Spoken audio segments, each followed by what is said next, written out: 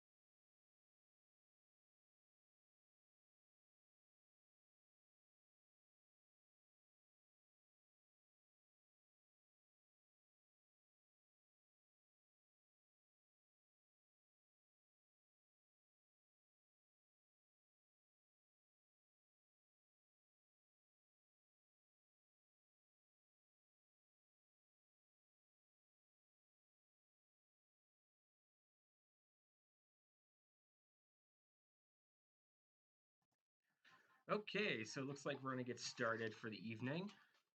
Hello, everyone. My name is Liam, and I'm a librarian here at the Woodstock Public Library. And today I'm going to be hosting tonight's online trivia. Just to go over a few ground rules before we start, we ask that you don't look up the answers. Cheating is no fun. Not to mention, you get points for being right, for answering questions quickly, and for correctly answering many times in a row. So keep this in mind as we play. There are a total of 60 questions. There are going to be 6 rounds of 10 questions each. We have two 8-minute breaks every 2 rounds, so you have a chance to grab a snack, use the washroom, etc. We encourage everyone to sign into your YouTube account to comment throughout the game. I'll be checking YouTube every round to address any comments or questions. Just a heads up, there is a lag on the YouTube video that is about 5 seconds, so be sure to answer before the 5-second mark on Kahoot.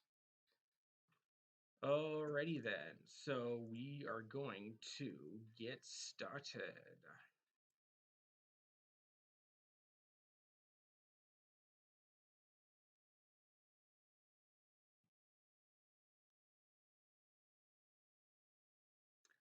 When was the first annually celebrated Father's Day in North America?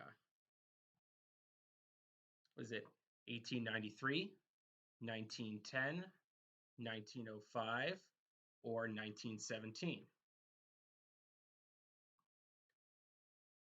Okay, so the correct answer was B, blue, 1910. So, Serrano's smart dog, one of 6 children raised by a widower, tried to drum up support for a holiday to honor male parents. After visiting local churches, the YMCA, shopkeepers, and government officials, the state of Washington celebrated America's first statewide Father's Day on June 19th, 1910.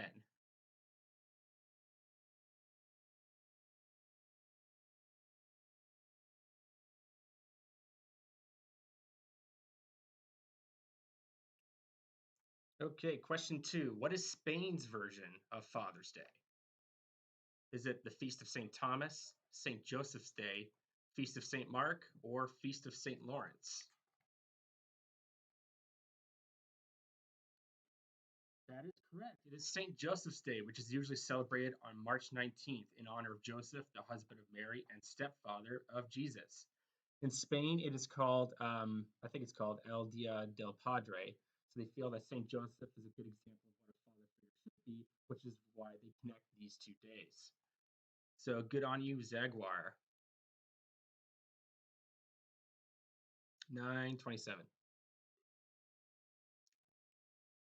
What inspired the creation of Father's Day? Was it the Fathers of Confederation, Father Time, the Founding Fathers, or Mother's Day? Correct. So, by 1919, Mother's Day was widely observed by many U.S. states.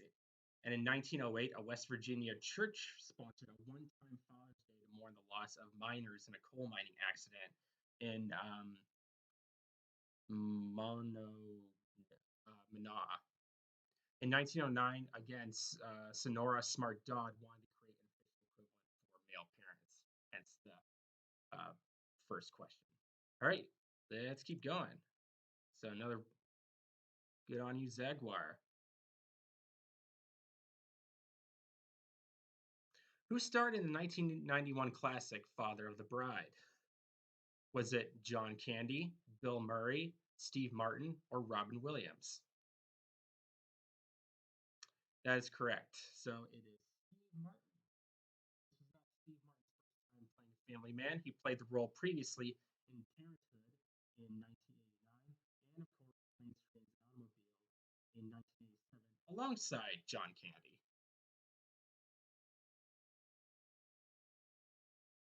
Next question.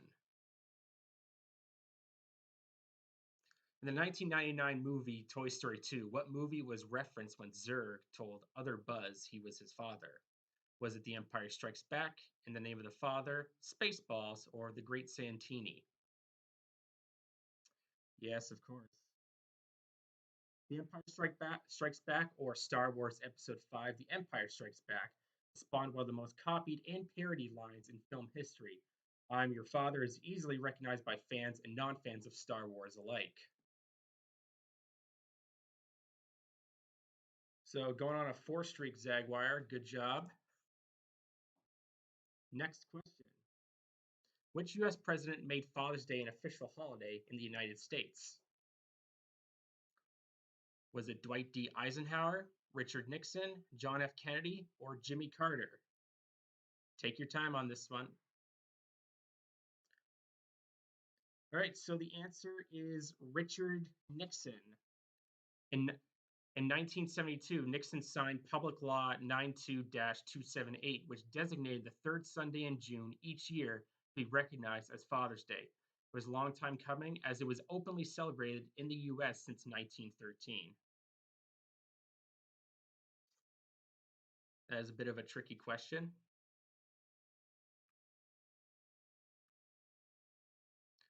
Next question. What is the most iconic Father's Day gift? Is it the lawnmower, the necktie, a watch, or a coffee mug?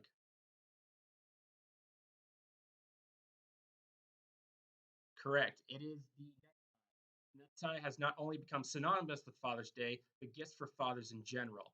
Has been used as gags in films and television and used as designs for Father's Day cards.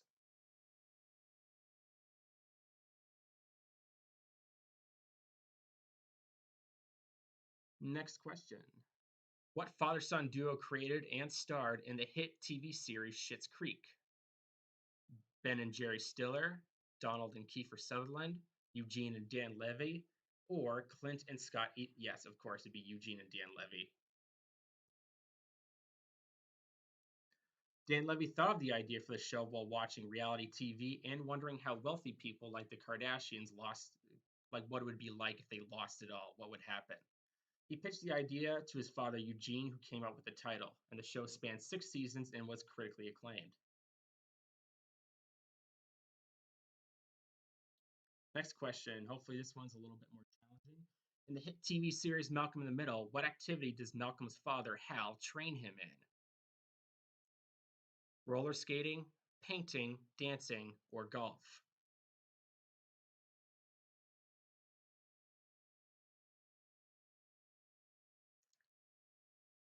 Okay, so the answer is roller skating.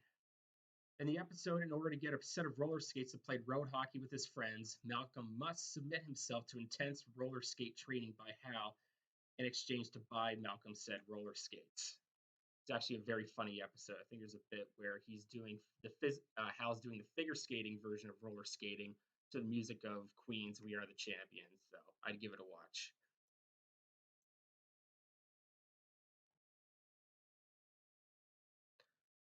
Okay, who is the father of the Greek hero Heracles? Is it Kronos, Zeus, Ares, or Apollo? Of course, it is Zeus. Zeus fathered Heracles, although more widely known by his Roman name, Hercules. So good job on picking up on the Greek name versus the Roman name.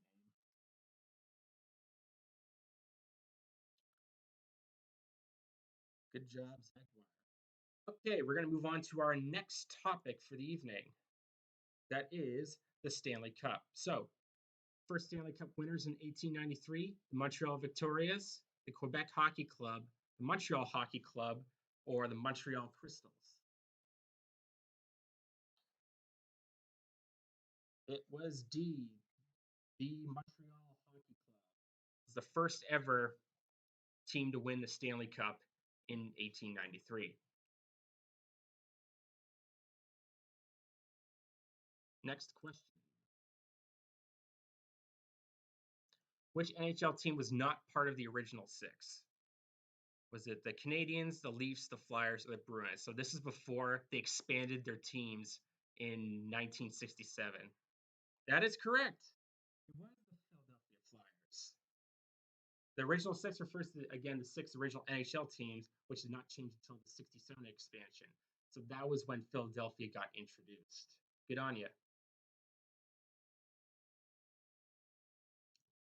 All right, next question. Who scored the winning goal for the Maple Leafs during the Stanley Cup final in 1967? John Bauer, George Armstrong, Tim Horton, or Alan Stanley?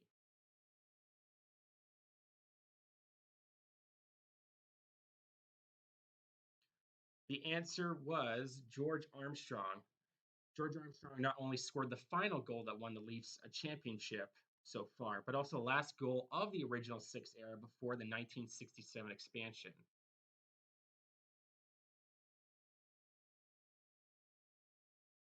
Next question. Which team was not part of the 1967 NHL expansion? St. Louis, Minnesota, Pittsburgh, or New York?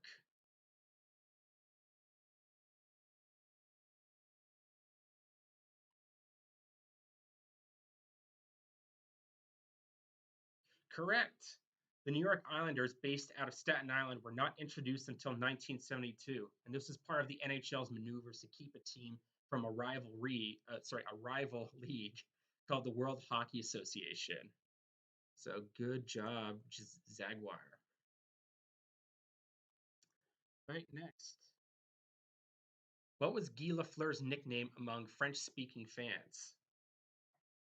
Le Diamant Blonde, Le Fusil, Le Français Volant, or Le Grand?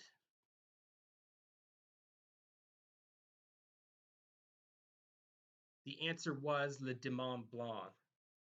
So the nickname is translated to the Blonde Demon, but among English-speaking fans, he was known as the Flower due to the literal translation of his surname, Lafleur. Next question. Nickname of Philadelphia Flyers from 1972 to 1980. Broad Street Bullies, South Street Bullies, Walnut Street Crunchers, or Delancey Street Tuck. Yes, that is a well-known nickname for the Philadelphia Flyers. The nickname refers to where home games were played on Broad Street and by the reputation as tough players. So interesting pop culture reference. There is a Simpsons episode in the mid '90s where Homer is on trial for selling his soul for a donut, and of the jury of the damned souls that the devil summons alongside, Benedict Arnold. It was also as quoted, the 1976 starting lineup of the Philadelphia Flyers. So a little nod to hockey history there. So good job. Okay, next question. Which NHL team has its origins as the original Winnipeg Jets? The Panthers, the Sabres, the Coyotes, or the Stars?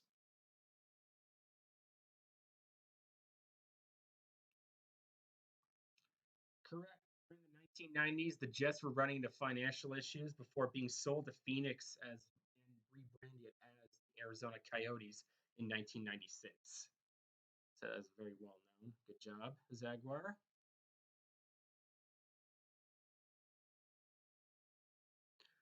Okay, what was the last NHL team Tim Horton played for? Pittsburgh, New York, Buffalo, or the Leafs?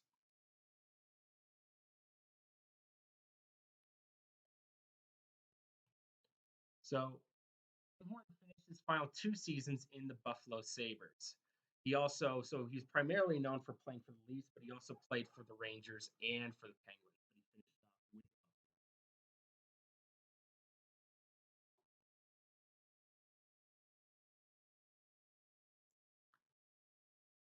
Okay, what famous Stop and Tom Connor song has been played at numerous NHL games?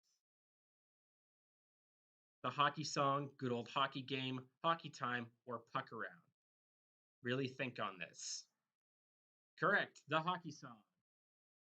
The 1973 hit has been played in American arenas since the Ottawa Senators first played it in 1992. Although there is some dispute as to who originally started that tradition, but we're just going to go with that. So good job, Jaguar. Okay, next question, and then we're going to take an 8-minute break. Disney founded which NHL team? The Panthers, the Ducks, the Krakens, or the Knights? Of course, the Anaheim Ducks, or as they were known back in 1994, as the Mighty Ducks, after the franchise was sold in 2005 and named Ducks. Interestingly enough, the Florida was founded by the then owner of Blockbuster Video, which I thought was just a little funny. Okay, so we are going to take an 8-minute break right now. I'll tune back in about a minute before just to let everyone know that we're coming back for the next set of 20 questions. So take a break and enjoy.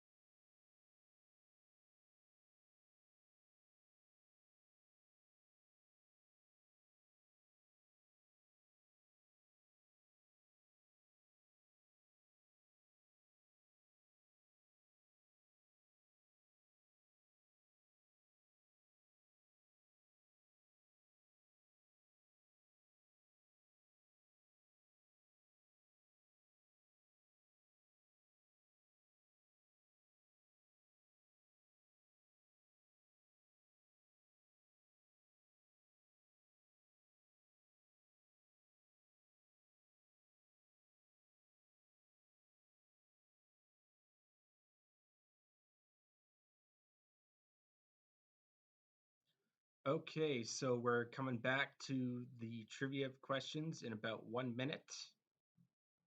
1 minute, yeah, 1 minute.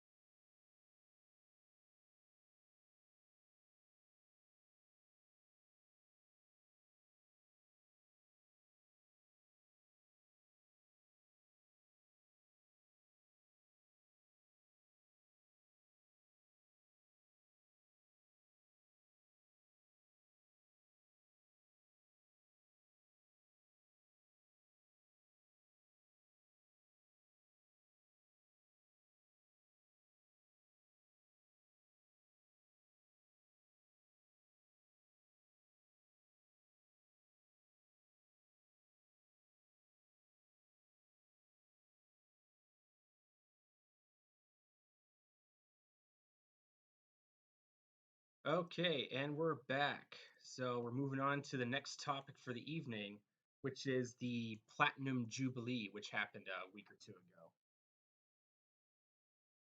Question: how many years has Queen Elizabeth II been on the throne? 70, 65, 68, or 71? Yes, she has been on the throne for 30 years since her accession in 1950. So that is correct. Good streak going, Jaguar. Next. Current royal house or royal family name: Saxe Coburg Gotha, Windsor, Stuart, or Hanover?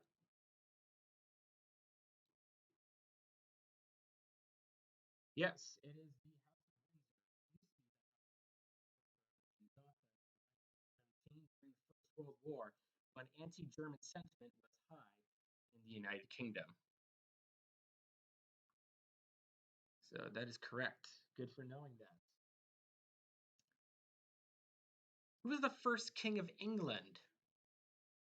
Alfred the Great, Athelstan, Edmund Ironside, or William the Conqueror? This one's a little tricky, so take your time. That's a good guess, but it was actually Athelstan. He became the first king of the English in 927 CE. Before some were called king of the Anglo-Saxons, but Athelstan was the first undisputed king of England based on uh, historical consensus. William the Conqueror would come much later. All right, next question. Also, William was the first Norman king of England. Next. Which Commonwealth country recently became a republic? Barbados, Trinidad and Tobago, Bermuda, or the Turks and Caicos? Sorry, that was a typo on there. Not trucks and Caicos, but Turks and Caicos. So,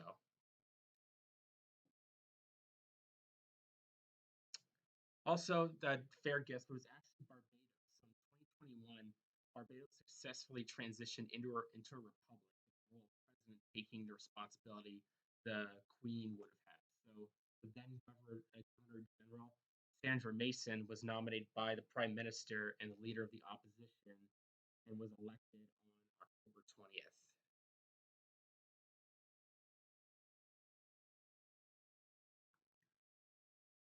Okay. After Elizabeth II and Victoria, which British monarch had the longest reign? Henry III, Queen Elizabeth I, James First and Sixth, or King George III? That was also a good guess. Queen Elizabeth did reign for a very long time. It was actually King George III. He reigned from 1718 to 1820, a reign of 9 years. The last years of his reign, from 1811 to 1820, are known as the Regency era, when he was deemed unfit to rule due to a mental illness. So his son, later to be King George IV, ruled as the Prince Regent.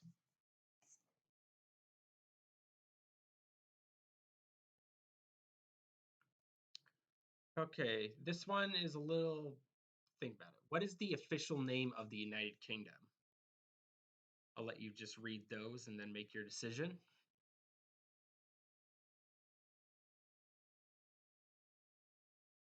This one also tests your geography skills.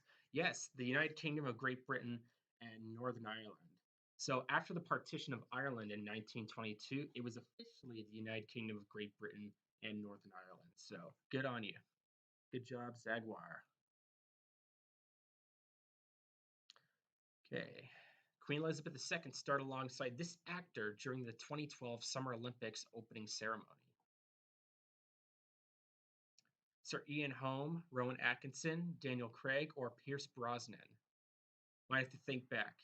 Yes, it was Daniel Craig. Good. I'm glad there's some other people that watched this. So, Daniel Craig, along with the Queen, starred in a James Bond montage where Bond escorts the Queen to a helicopter where they parachute into the London Stadium. So that was really fun to watch.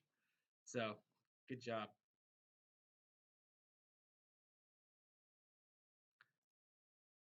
Okay. The first royal house of the United Kingdom. Hanover, Stuart, Wessex, or Normandy?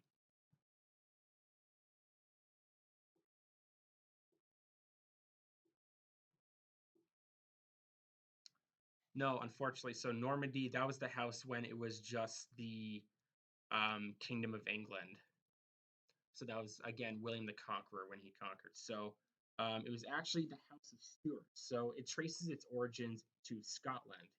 So King James I was also King James VI of Scotland, and Queen Anne was the last monarch of both those kingdoms before the Act of Union in 1707, thus becoming the first monarch of the Kingdom of Great Britain, and Stuart subsequently being the first royal house of the United Kingdom. A little tricky there, not to worry. Okay. This one is a little bit more pop culture-ish. How many corgis has the Queen owned, approximately, specifically? All of these are huge numbers, by the way. No one should have this many corgis over the course of their lives.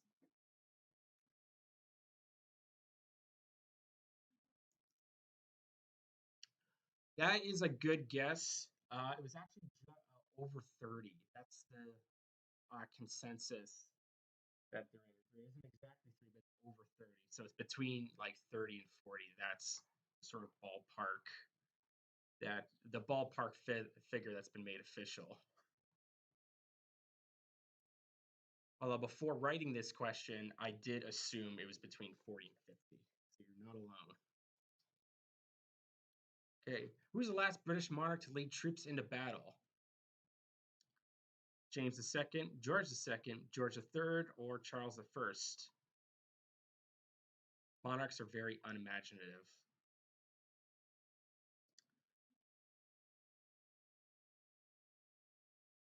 All right, so that was also a good guess. It was actually George II. King George II led his army in a coalition victory at the Battle of Debbington in 1743 during the War of Austrian Succession. So that was between 1740 and 1748.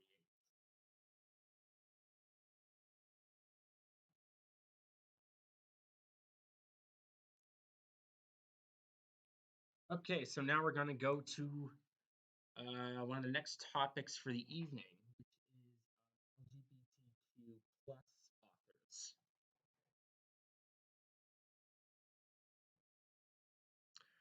So, who wrote The Picture of Dorian Gray? E.M. Forster, Henry James, Oscar Wilde, or Charles Dickens?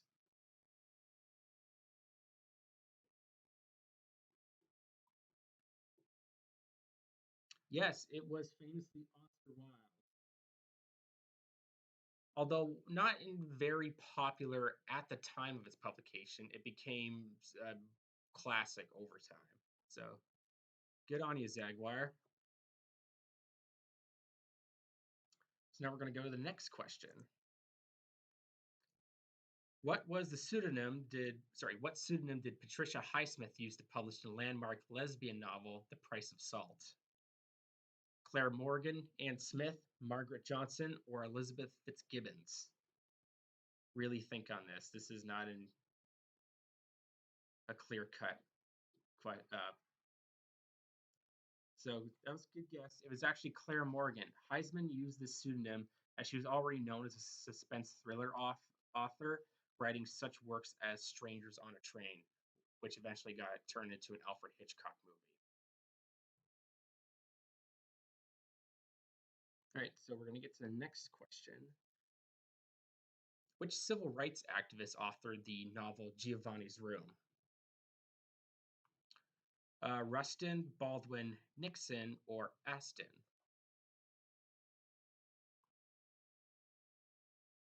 This is civil rights during the 1960s. Yes, it was James Baldwin. Baldwin wrote on both the Black experience in America as well as sexuality. So that was sort of the theme of a lot of his books at the time. But this one, I think he was struggling to include both aspects. So I think he favored more so on talking about the LGBTQ or the gay experience in this novel. So good on you for knowing that.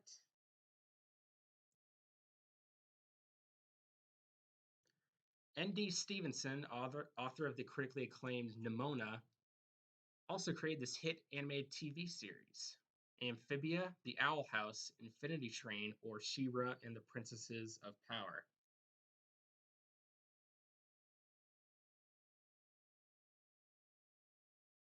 Yes, it was She-Ra and the Princesses of Power. It aired on Netflix from 2018 to 2020 to critical acclaim.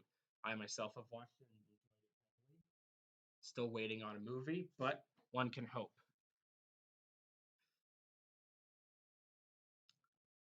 So good on you. Okay. Until I Meet My Husband is the manga style memoir of which Japanese gay rights activist? I'm not even going to bother because I don't want to butcher the pronunciation.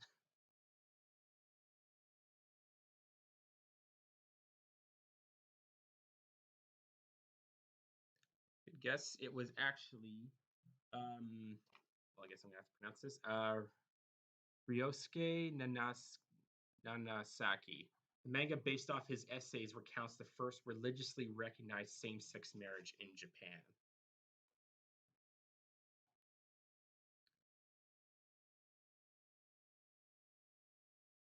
Okay. Name of Australian comedian Hannah Gadsby's biography. 3 Steps to Gadsby, Hannah, 10 Steps to Nanette, or Gadsby.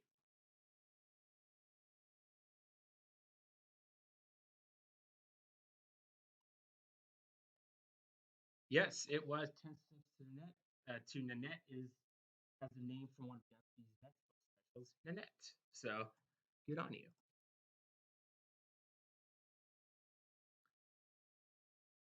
Okay. Marguerite Bennett has authored multiple volumes of which DC character? Batwoman, Harley Quinn, Catwoman, or Zatanna?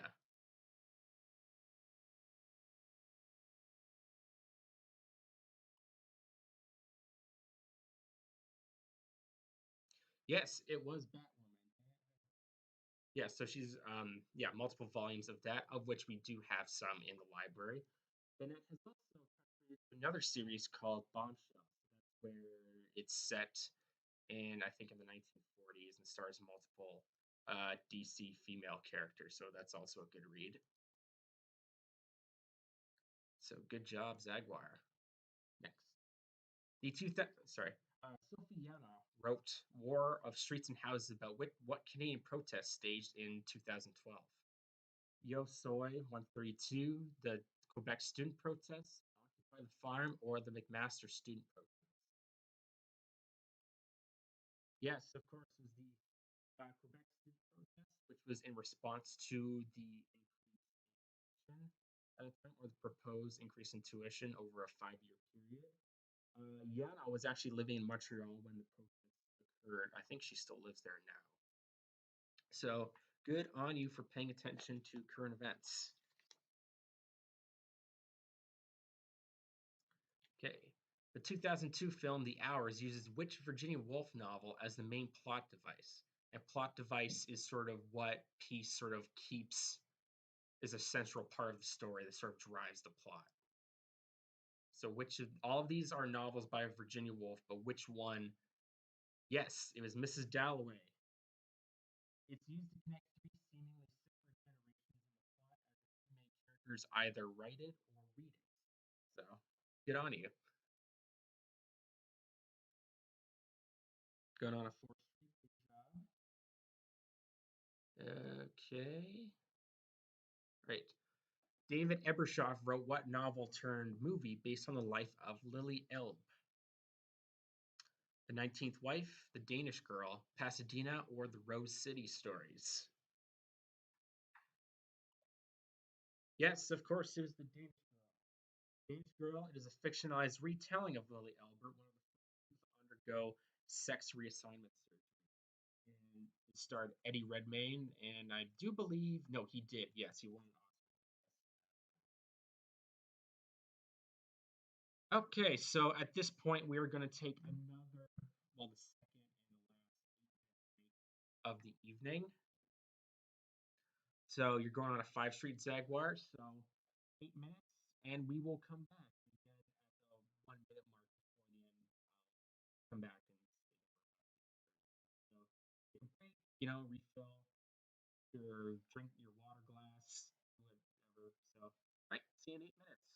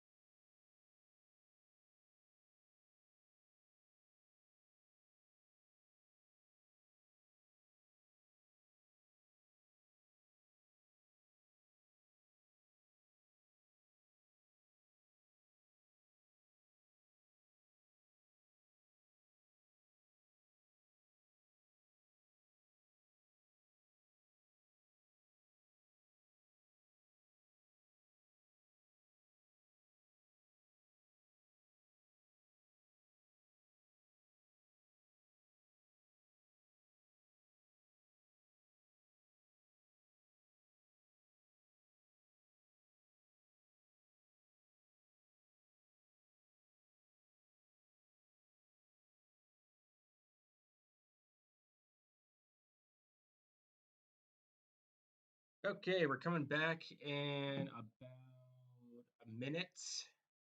So, get cozy. We're getting ready for the final stretch, the questions. Then we're home free. Yay!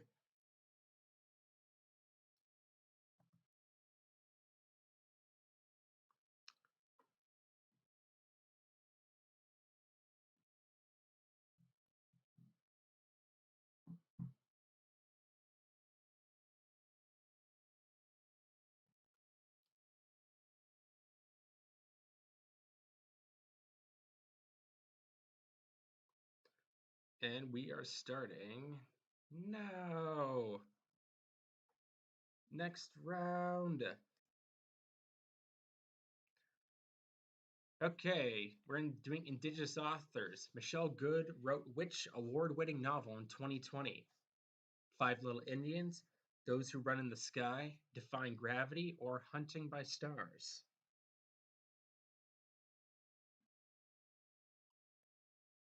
Yes, it was Five Little Indians. Good won the Governor General's Award for English Language Fiction in 2020. On 6th Street, good job. Next question. Basil H. Johnston wrote which book in 1988? The Bear Walker and Other Stories, Crazy Dave, The Starman and Other Tales, or Indian School Days?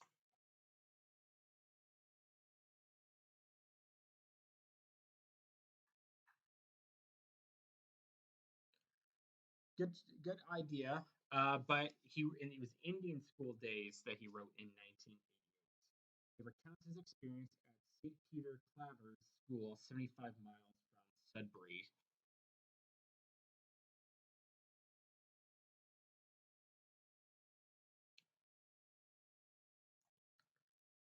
Winning a Governor General's Award in 2017, who wrote The Marrow Thieves? Sherry Dimeline, Carol Ann Hilton, Christian Allaire, or Wab Kinew?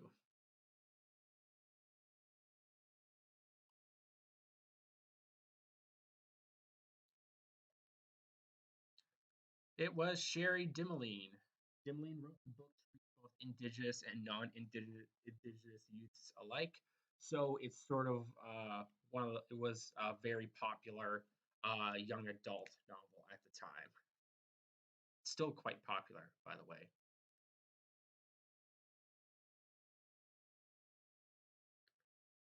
Okay. Lisa Bird Wilson's latest novel, Probably Ruby, primarily discusses what group of Canadian policies? Day schools, 60s scoop, baby scoop era, or residential schools?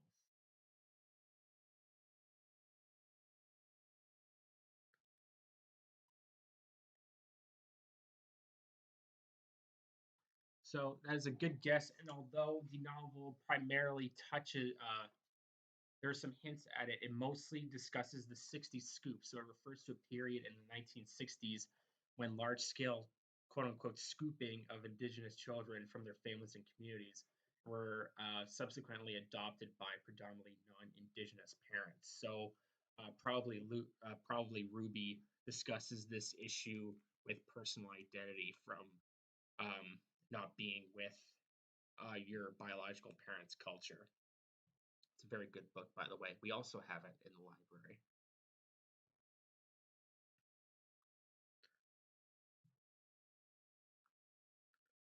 What is the title of Willie Sellers' first published children's book? Hockey with Dad, This Is How I Know, Dip Netting with Dad, or White Raven?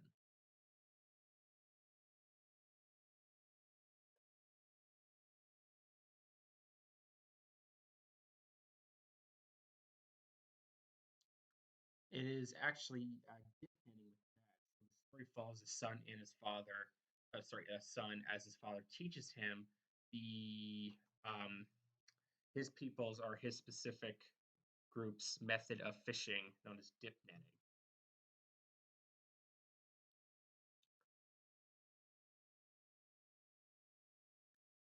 Okay. So, CB series Trickster is based off a novel written by which author? Sorry for the typo in the question. Rittine. Monique Gray Smith, Eden Robinson, Thomas King, or David Robertson?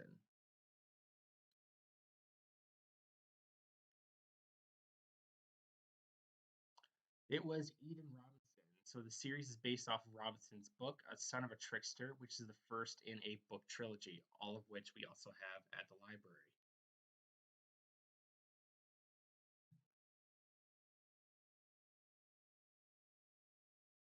Okay, next question. Julie Flett's 2019 children's book, Birdsong, won which award? Let's give you a read through there.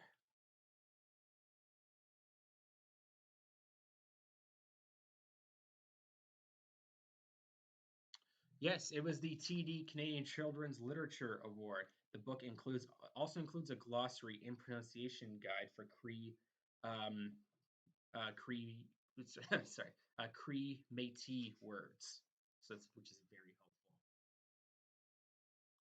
helpful. Okay, next question. So good on you.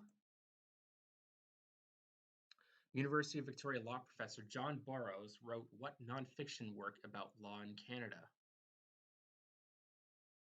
A Sovereign People, Treaty Words, Peace and Good Order, and or Canada's Indigenous Constitution.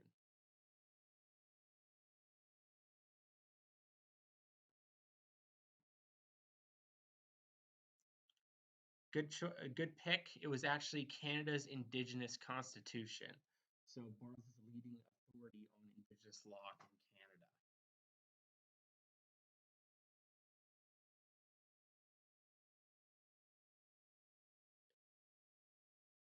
Okay, Kateri Akiwenzi Dam contributed to what graphic novel anthology? Moonshot, The Rebel, This Place, or Sugar Falls?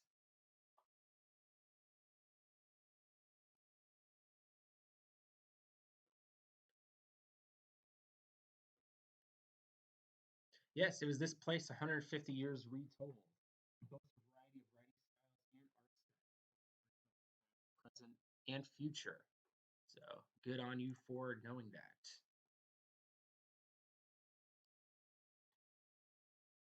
Okay, last question in this topic. Thomas King, professor at the University of Guelph, wrote which nonfiction book? The Inconvenient Indian, 1491, 21 Things You May Not Know About the Indian Act, or Braiding Sweetgrass?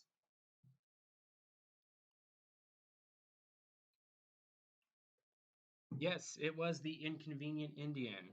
It discusses the relationship between indigenous people and non-indigenous people since, first contact and his own experiences with activism as well.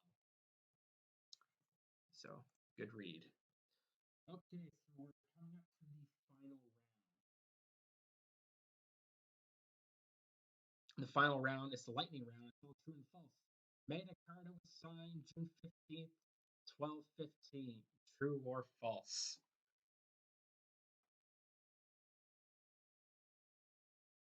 Yes, it was true. Magna Carta helped lay the foundations of what was to become the English Parliament, which has affected many political systems around the world. Next question.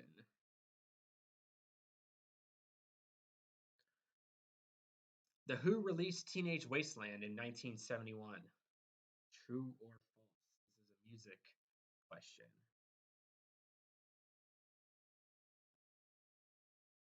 That is false. The Who released Papa O'Reilly as the name of the song.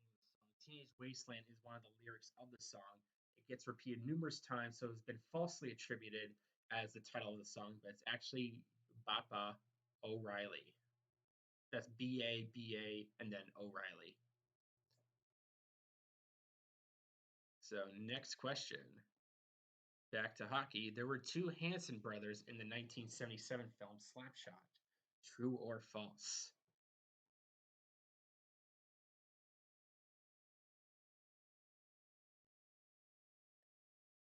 Yes, that is false. There were three. The three Hanson brothers were the biggest menaces on the ice in that movie.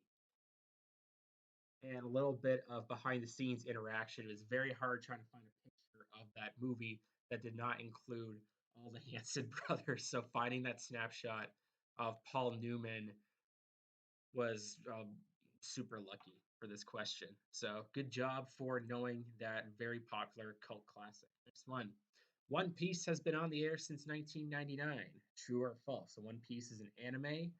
It's set in a pirate world where the main character Luffy wants to be king of the pirate. Yes, obviously it's been on the air since 1999. The anime has over 1,000 episodes. It's absolutely insane. Although interestingly enough, that is not the longest running anime of all time. I forget which one has that category, but that information is available on Wikipedia, so I would check that out. Next question. 2018's A Star is Born is one of two remakes of the original 1937 film. Is that true or false? Yes, that is false. It is the third. The first remake was in 1954, the second in 1976, and for the moment, 2018, they might just remake it again 20 years from now, just for kicks. So you're on a good streak right now. The Montreal Canadiens have won 24 Stanley Cup championships. Is that true or false?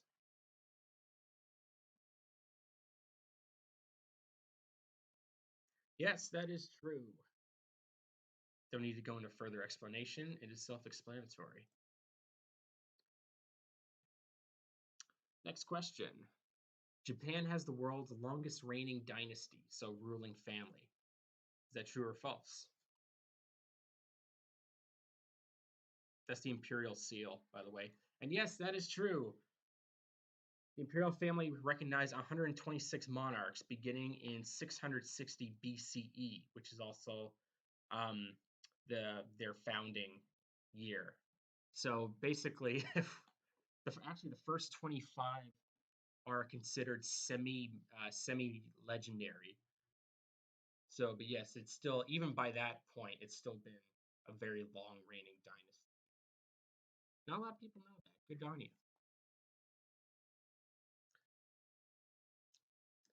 The actors that play the Fellowship of the Ring all have tattoos in Elvish numbering 1 to 9.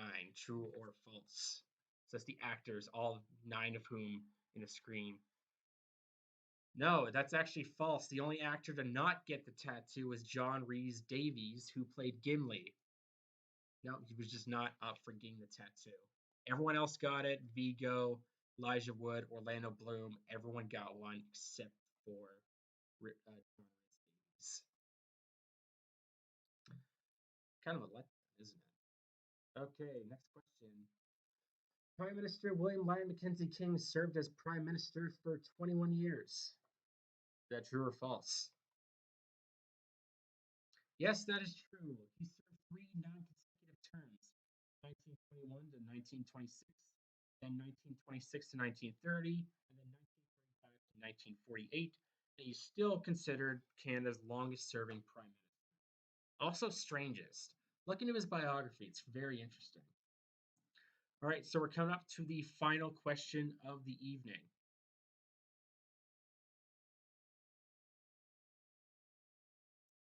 Last question of the lightning round. After the fall of New France in 1760, France has no more North American territories. True or false?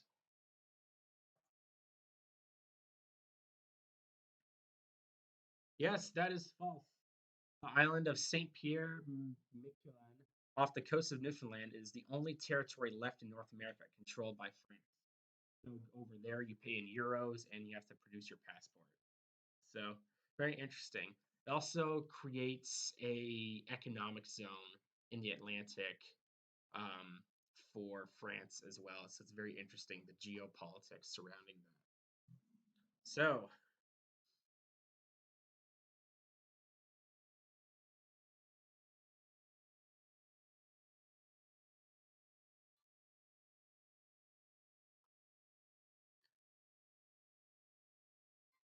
okay, Jaguar, you got 37 out of 60. That is good. Some of them were a little bit so good on you. So this is a pretty interesting game, I would say. Thank you for attending, Jaguar. I think it's a little bit too nice outside at the moment, but whatever. Thank you for joining.